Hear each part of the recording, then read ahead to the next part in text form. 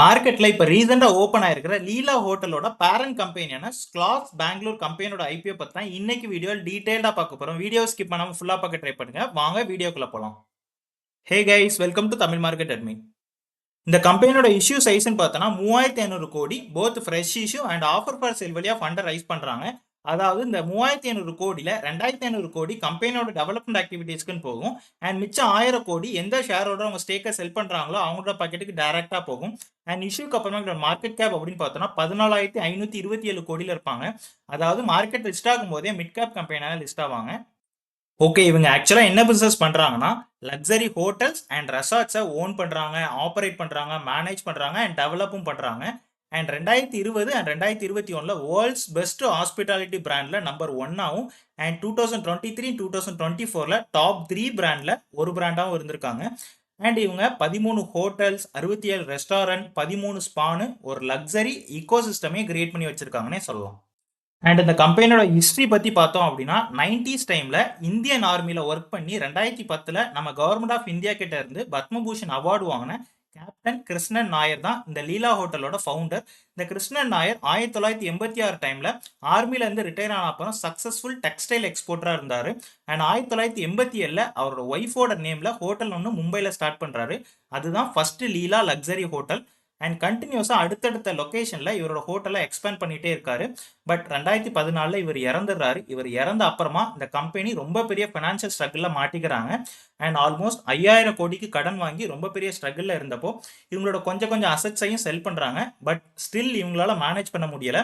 அப்புறமா 2019 Canada based Brookfield asset management company இந்த லீலா ப்ராப்பர்ட்டிஸை 3900 கோடிக்கு அக்யூர் பண்ணி இந்தியன் ஹாஸ்பிட்டாலிட்டி இண்டஸ்ட்ரிக்குள்ள அந்த கம்பெனி உள்ள வராங்க.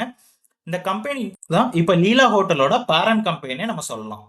அண்ட் இவங்களோட ரெவன்யூ பிரேக்கப் அப்படின்னு பார்த்தோம்னா இவங்களோட ரெவன்யூல ஆல்மோஸ்ட் 90% ஆஃப் ரெவன்யூ ஹோட்டல் ரூமோட இன்கம் மூலமாகவும் அண்ட் ஃபுட் அண்ட் பிவரேஜஸோட இன்கம் மூலமாகவும் தான் கிடைச்சிட்டு இருக்கு. அண்ட் இவங்களோட ப்ரெசன்ஸ்ன்னு பார்த்தோன்னா ஓவராலாக 13 ஹோட்டல்ஸ் வச்சிருக்காங்க. அதில் தி லீலா பேலஸ் பெங்களூரு, சென்னை, டெல்லி, ஜெய்ப்பூர், உதய்பூர்ங்கிற 5 ஹோட்டல் இவங்களோட சொந்த ஹோட்டல். இந்த 5 ஹோட்டல்ல இருந்து மட்டும் கிட்டத்தட்ட இவங்களுக்கு 1314 கோடி ரெவன்யூ கிடைக்குது. ஆல்மோஸ்ட் இவங்களோட ஓவரால் ரெவன்யூல 93% ஆஃப் ரெவன்யூ இந்த 5 ஹோட்டல்ல இருந்து தான் இவங்களுக்கு கிடைச்சிட்டு இருக்கு. அண்ட் இது தவிர 7 ஹோட்டல் இவங்களோட ஹோட்டல் மேனேஜ்மெண்ட் அக்ரிமெண்ட் மூலமா மேனேஜ் பண்ற ஹோட்டலாகவும் அண்ட் மிச்ச ஒரு ஹோட்டல் பிரான்ச்சைசி அக்ரிமெண்ட் மூலமா ஆப்ரேட் பண்ற ஹோட்டலாகவும் இருக்கு. அண்ட் ஆல்மோஸ்ட் இந்தியாவில் முக்கியமான பிளேசஸ் எல்லாமே கவர் பண்ணிட்டாங்கன்னே சொல்லலாம். அண்ட் ஆல்சோ ராஜஸ்தான், மத்திய பிரதேஷ், ஜம்மு காஷ்மீர், உத்தரப்பிரதேஷ், மகாராஷ்டிரான்னு கிட்டத்தட்ட 7 புது ஹோட்டலையும் இப்போ புதுசாக ரெடி பண்ணிட்டு இருக்காங்க. அண்ட் நெக்ஸ்ட் இவங்களோட ஃபைனான்சியல்ஸ்னு பார்த்தோன்னா இவங்களோட ரெவன்யூ அண்ட் ப்ராஃபிட்ஸ் ரெண்டுமே இயர் ஆன் இயர் நல்லாவே க்ரோ ஆகுது. 2023 903 கோடி ரெவன்யூ, 2024 1226 கோடி ரெவன்யூ அண்ட் 2025 1406 கோடி ரெவன்யூ ஜென்ரேட் பண்ணியிருக்காங்க. அண்ட் ப்ராஃபிட்ஸை பொறுத்தவரை 2023 61 கோடி லாஸ் போஸ்ட் பண்ணியிருக்காங்க. அண்ட் 2024 2 கோடி லாஸ் போஸ்ட் பண்ணியிருக்காங்க. அண்ட் 2025 ப்ராஃபிட்ஸ் அதாவது 47 கோடி ப்ராஃபிட்ஸும் போஸ்ட் பண்ணியிருக்காங்க. ஸோ லாஸ் மேக்கிங் கம்பெனில இருந்து ப்ராஃபிட்டபிள் கம்பெனியாக க்ரோ ஆயிருக்காங்கன்னே சொல்லலாம். அண்ட் டெட் டு ஈக்விட்டி ரேஷியோன்னு பார்த்தோன்னா 1.5ல இருக்காங்க. அதாவது இவங்களுக்கு டோட்டலாக 3908 கோடி கடன் இருக்கு. ஸோ இது ரொம்ப ரொம்ப அதிகமான கடனே சொல்லலாம். ஸோ ஓவரால் ஃபைனான்சியலை பொறுத்த வரைக்கும் நல்ல கன்சிஸ்டன்டான ரெவன்யூ அண்ட் ப்ராஃபிட் க்ரோத்தை காட்டுறாங்க. அண்ட் கடன் கொஞ்சம் அதிகமாக இருக்கிற கம்பெனி நம்ம சொல்லலாம். அண்ட் ஷேர் மார்க்கெட்டை பொறுத்தவரை இவங்க பண்ற சேம் பிசினஸை கிட்டத்தட்ட 6 கம்பெனிஸ் பண்றாங்க. இதுல இன்கம் வச்சு பார்த்தோம் அப்படின்னா ஜூனிபர் ஹோட்டலுக்கு அப்புறமா இந்த ஸ்காலர்ஸ் பெங்களூர் கம்பெனி தான் ரொம்ப ரொம்ப சின்ன கம்பெனியா இருக்காங்க. அதாவது கம்மியான ரெவன்யூ ஜென்ரேட் பண்ற கம்பெனியா இருக்காங்கன்னே சொல்லலாம். அண்ட் பிஇ ரேஷியோ அப்படின்னு பார்த்தோன்னா அரௌண்ட் 200 பிஇ ரேஷியோல ஐபிஓ வராங்க. ஸோ இவங்க காம்படிட்டர்ஸோட கம்பேர் பண்ணும்போது ரொம்ப ரொம்ப ரொம்ப அதிகமான பிஇ ரேஷியோல ஐபிஓ வந்திருக்காங்க. ஸோ ரொம்ப அதிகமான அண்ட் ஆவரேஜான வேல்யூவேஷனே நம்ம சொல்லலாம். அண்ட் இந்த கம்பெனி இப்போ ஐபிஓ வழியா ஃபண்ட் ரைஸ் பண்றது எதுக்காக அப்படின்னா ஃப்ரெஷ் இஷ்யூ வழியா வர 2500 கோடியில 2300 கோடியை இவங்களோட கடனை ரீபே பண்றதுக்காக யூஸ் பண்ண போறாங்க. ஸோ ஐபிஓ இஷ்யூக்கு அப்புறமா இவங்களோட கடன் 1600 கோடியா குறைஞ்சிரும். இது ரொம்ப பெரிய பாசிட்டிவான விஷயம். அண்ட் மிச்ச 200 கோடியை ஜென்ரல் கார்பரேட் பர்பஸ்க்கு யூஸ் பண்ண போறதா சொல்லியிருக்காங்க. And also offer for sale மூலமா சில ஷேர் ஹோல்டர்ஸ் அவங்க ஸ்டேக்கை கொஞ்சமா செல் பண்றாங்க. ஸோ ஐபிஓ இஷ்யூக்கு முன்னாடி ப்ரமோட்டர் அண்ட் ப்ரமோட்டர் குரூப் கையில் ஆல்மோஸ்ட் 100% ஸ்டேக் இருக்கு. அண்ட் ஐபிஓ இஷ்யூக்கு அப்புறமா ப்ரமோட்டர் அண்ட் ப்ரமோட்டர் கையில் ஆல்மோஸ்ட் 76% ஸ்டேக்கும் பப்ளிக் கையில் 24% ஸ்டேக்கும் இருக்கும். ஸோ ப்ரமோட்டரோட ஹோல்டிங் ஐபிஓக்கு அப்புறமும் 75%க்கு மேலே இருக்கிறது ஒரு பாசிட்டிவ் சைனே நம்ம சொல்லலாம். அண்ட் நெக்ஸ்ட் இந்த ஐபிஓட டீடைல் அப்படின்னு பார்த்தோன்னா ஐபிஓ May 26 ஆல்ரெடி ஓப்பன் ஆயிருச்சு. அண்ட் ஐபிஓ பற்றி க்ளோஸ் ஆகுதுன்னு பார்த்தோன்னா May 28. அண்ட் இதோட face value ₹10 per share. So அவங்க ஆல்ரெடி ஸ்டாக் ஸ்பிளிட் எதுவுமே பண்ணல. அண்ட் ஐபிஓட பிரைஸ் பேண்டுன்னு பார்த்தோன்னா ₹413 லோயர் பேண்ட்லையும் அண்ட் அப்பர் பேண்ட் ₹435 இருக்கு. அண்ட் மார்க்கெட் லாட்டுங்கிறது 34 ஷேர். ஸோ மினிமம் ஒரு லாட்டுக்கு 34 ஷேர்ஸ் வாங்கணும். அண்ட் இஷ்யூ சைஸ்ன்னு பார்த்தோன்னா 3500 crore. Both fresh issue and offer for sale வழியாக ஃபண்டை ரைஸ் பண்ணுறாங்க. அண்ட் போத் என்ன என்எஸ்சி அண்ட் பிஎஸ்சி ரெண்டு எக்ஸ்சேஞ்சுமே லிஸ்ட் ஆகுறாங்க. அண்ட் இந்த ஐபிஓ அலாட்மெண்ட் நடக்கிறது அப்படின்னு பார்த்தோன்னா May 29. உங்களுக்கு அந்த அலாட்மெண்ட்ல கிடைக்கல அப்படின்னா உங்க அமௌண்ட் வந்து May 30 ரீஃபண்ட் ஆயிரும். இன்கேஸ் அலாட்மெண்ட்ல கிடைச்சிருச்சு அப்படின்னா உங்க ஷேர்ஸ் May 30 உங்க டிமார்ட்டை கொண்டு வரும். அண்ட் June 2 மார்க்கெட் லிஸ்ட்டும் ஆயிரும்.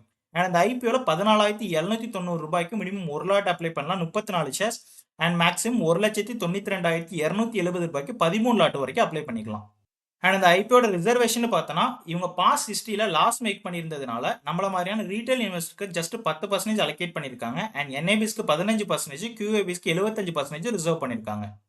அண்ட் எங்களோட கிரே மார்க்கெட் ப்ரீமியம் பார்த்தோன்னா அரௌண்ட் ₹14 இருந்து ₹22 பிரைஸ் ரேஞ்சில் ட்ரேட் ஆகிட்டு இருக்காங்க. ஸோ இதே மாதிரி மார்க்கெட் கண்டிஷன் கண்டினியூ ஆச்சு அப்படின்னா ₹449 பிரைஸ் ரேஞ்சில் ஆல்மோஸ்ட் 3% லிஸ்டிங் கெயினோட மார்க்கெட் லிஸ்ட் ஆவாங்க. ஸோ இது ரொம்ப ரொம்ப கம்மியான லிஸ்டிங் கெயின்னு நம்ம புரிஞ்சுக்கலாம்.